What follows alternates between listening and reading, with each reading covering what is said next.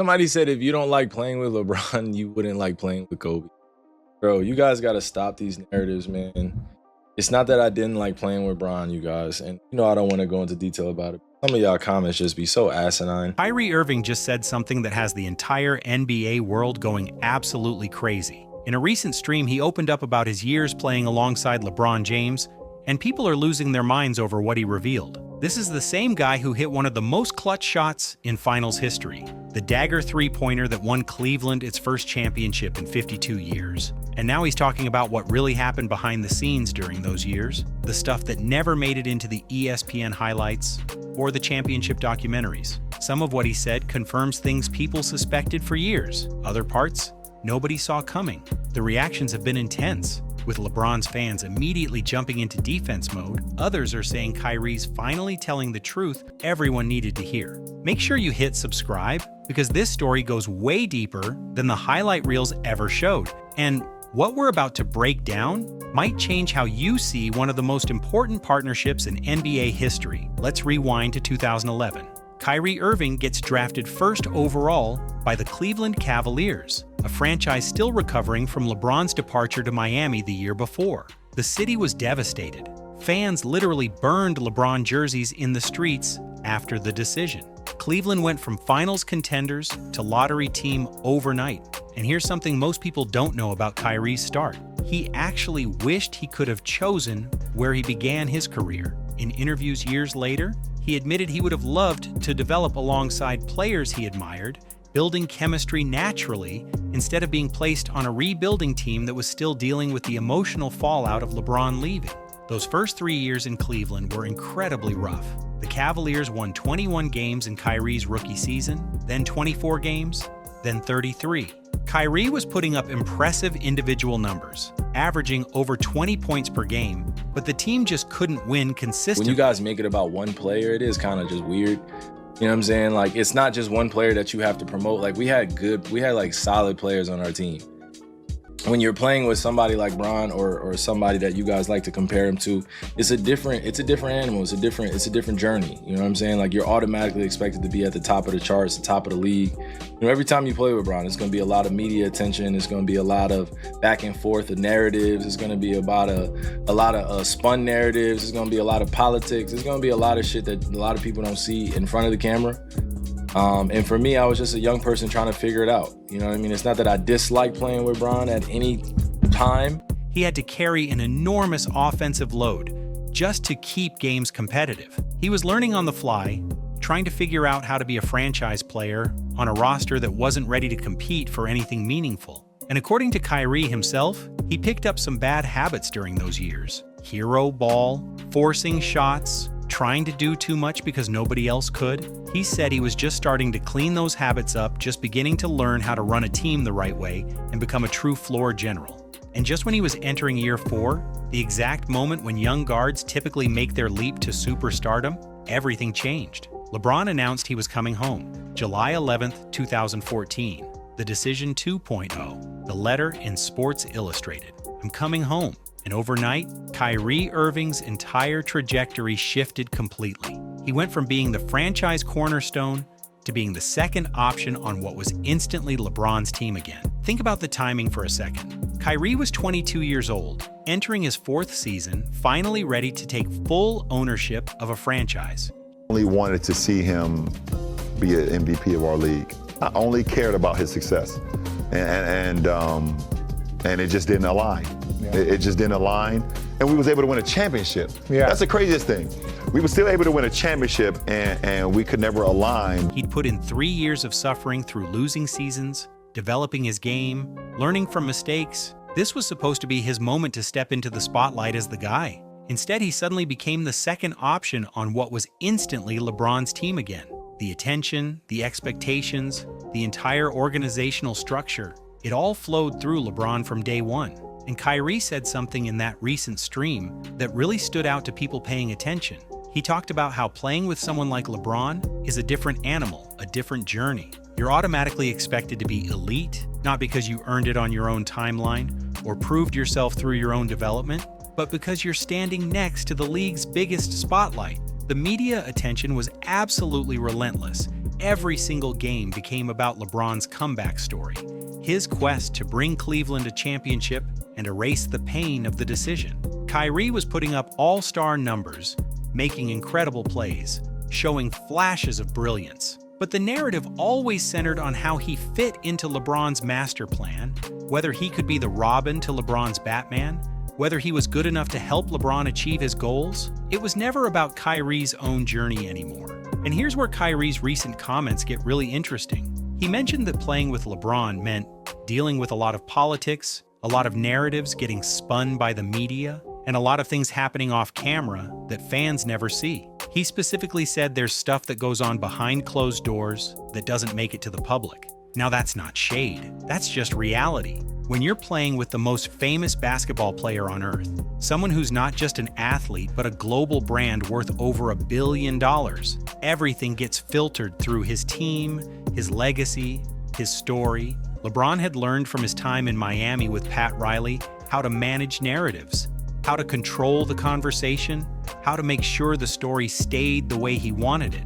And when he came back to Cleveland, he brought all of that machinery with him. Kyrie was young, still figuring things out, and suddenly he was navigating a system he never asked to be part of. June 19, 2016, Game 7 of the NBA Finals, Oracle Arena in Oakland, California. The Cleveland Cavaliers and Golden State Warriors are tied at 89 with under a minute left in the game. The Warriors had just blown a 3-1 series lead, which had never happened in finals history. The pressure was unbelievable. Kyrie Irving, just 24 years old, gets the ball on the left wing.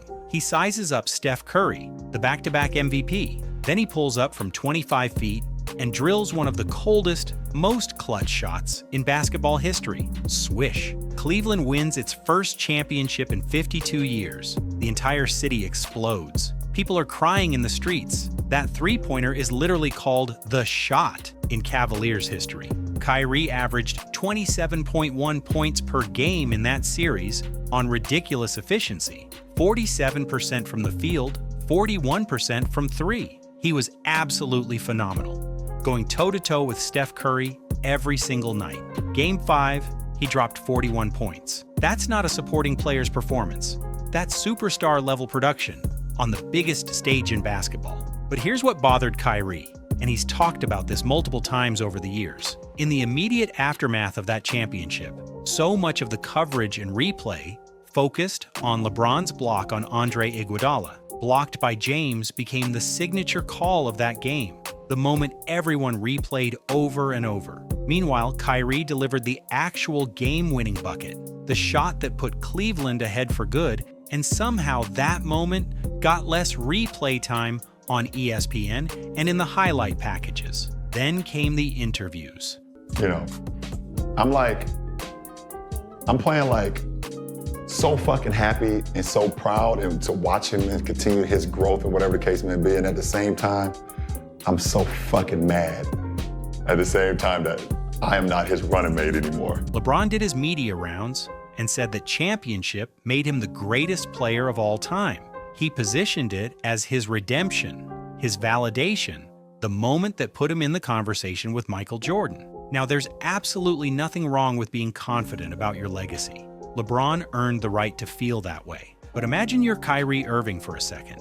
You just hit the biggest shot of your life, delivered the actual game winner that sealed a championship, and within hours, the entire story becomes about someone else's legacy validation and their redemption arc. That has to sting a little bit. Kyrie's never said he resented that specific moment. He's always been respectful when talking about LeBron's greatness, but years later you can hear in his voice during interviews that it mattered to him. He wanted recognition for what he contributed, for the sacrifice he made, for the pressure he handled, and honestly, he absolutely deserved it. That was one of the greatest finals performances by a second option in NBA history. Fast forward to the 2017 finals. The Warriors had added Kevin Durant in the offseason, creating arguably the most talented team ever assembled. The Cavaliers came back to defend their title, but they were completely outmatched. Golden State won the series 4-1, and it honestly wasn't even that close. Kyrie averaged 29.4 points per game in that series, putting up incredible numbers, while everyone around him struggled. But it wasn't enough. The Warriors were just better, more talented, deeper, And in the aftermath of that loss, something shifted in Cleveland. Trade rumors started swirling, not about Kyrie specifically at first, but about the roster in general. People began talking about whether Cleveland needed to make changes, whether the supporting cast around LeBron was good enough, whether they could ever beat this Warriors team. ESPN was running segments about potential moves. Sports radio was going crazy with mock trades. And for Kyrie, watching all of this unfold while he just averaged nearly 30 points per game in the finals, that was probably the last straw. He'd done everything asked of him. He'd sacrificed his own development timeline, accepted a secondary role, delivered in the clutch, won a championship. And now people were talking about breaking up the team like he was some kind of replaceable piece. In July 2017, Kyrie Irving requested a trade. He wanted out of Cleveland. He specifically asked to be moved to a situation where he could be the primary option, where he could lead his own team and write his own story. The basketball world was absolutely shocked. How could the guy who just helped win a championship want to leave? How could someone walk away from playing with LeBron James? The immediate reaction from fans and media was brutal and swift. People called him jealous of LeBron. They said he couldn't handle playing second fiddle to greatness. They questioned whether he was mature enough to lead his own team, whether he had the basketball IQ to be a #1 option. The hot take machine went into absolute overdrive, and most of it wasn't kind to Kyrie at all. Stephen A. Smith went on First Take and questioned Kyrie's decision-making. Skip Bayless had strong opinions. Every talking head on television had something to say, and most of it painted Kyrie as the immature one, the guy who didn't understand how good he had it. But here's what gets completely overlooked in all of that noise. Kyrie Irving was the first major star to choose to leave LeBron's side while still in his prime. Think about that for a second. Other players aged out of LeBron's system or got traded when their value declined. Kyrie actively said, "I want something different," and forced the issue while he was still an all-star, still in his mid-20s, still at the peak of his powers. That takes serious guts, especially knowing you're about to face massive criticism from one of the largest fan bases in sports. What happened next was intense, and honestly pretty hard to watch. Kyrie got traded to the Boston Celtics in August 2017, and from that moment forward, every single struggle he had got magnified 1,000 times. The Celtics went to the Eastern Conference Finals his first year there, and that was considered a disappointment because they didn't make the finals. The next season, when Boston had chemistry issues with the young players like Jason Tatum and Jaylen Brown, every problem got blamed on Kyrie's leadership.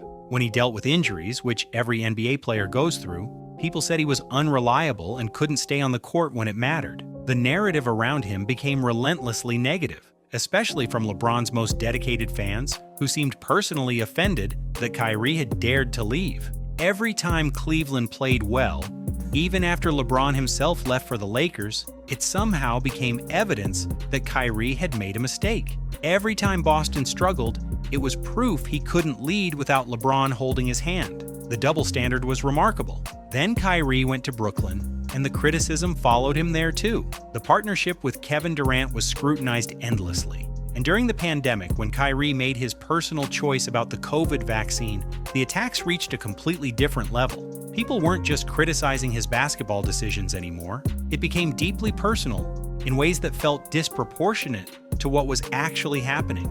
People were calling him selfish, dangerous, questioning his intelligence. Some wanted him suspended indefinitely or banned from the league entirely. The rage was intense, and a lot of it seemed disconnected from the actual issue at hand. It felt like years of built-up anger from certain fans who never forgave him for leaving Cleveland in the first place. Throughout all of this, over all these years of Kyrie getting attacked from every direction, LeBron stayed mostly silent. He never defended Kyrie publicly, never pushed back on the harsh narratives, never told his fans to ease up, and that silence spoke volumes about their relationship.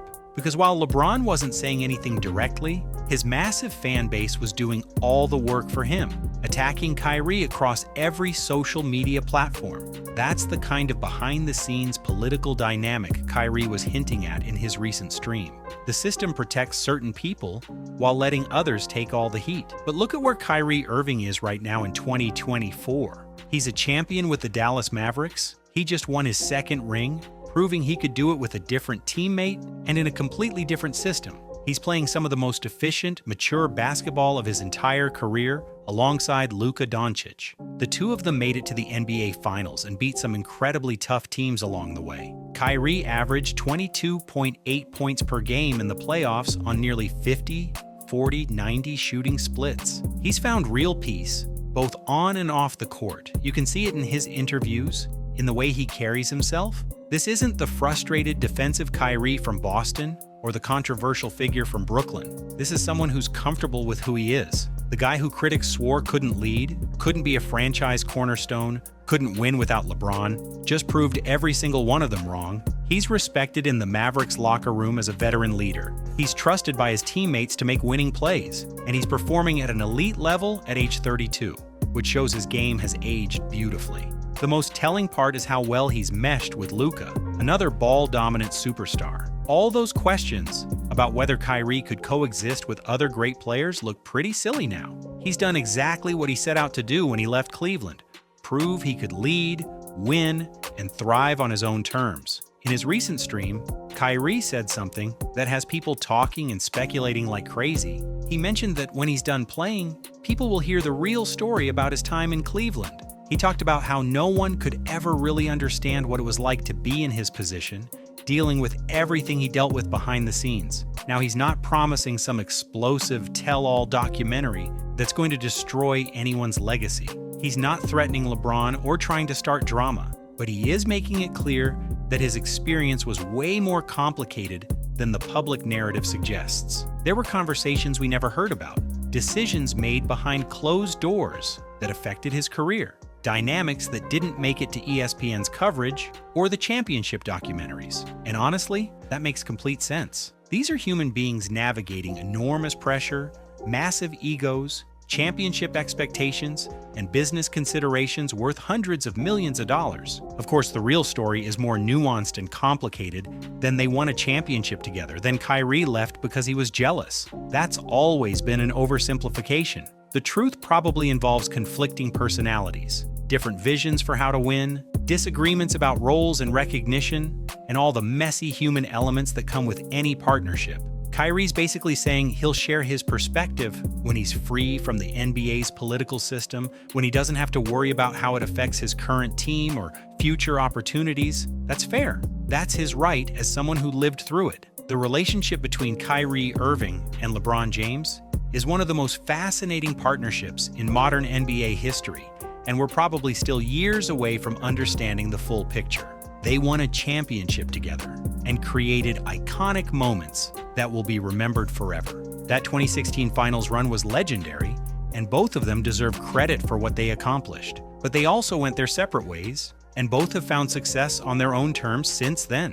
LeBron won another championship with the Lakers in 2020. Kyrie won with Dallas. They've both validated themselves in different ways. The full story probably lives somewhere between the extremes, between the fairy tale that everything was perfect and the disaster narrative that it was all toxic. And maybe that's actually okay. Not every partnership needs a Hollywood ending to matter or to be important. Sometimes great players just need different things at different points in their careers. What do you think? Was Kyrie right to leave Cleveland when he did? Or should he have stayed and tried to win more championships with LeBron? Was the criticism he faced fair? Or did it go too far? Drop your thoughts in the comments section below, because this is the kind of debate that never really ends. And if you want more deep dives into NBA history that go beyond the surface level hot takes and actually examine what really happened, hit that subscribe button. We're just getting started with these stories.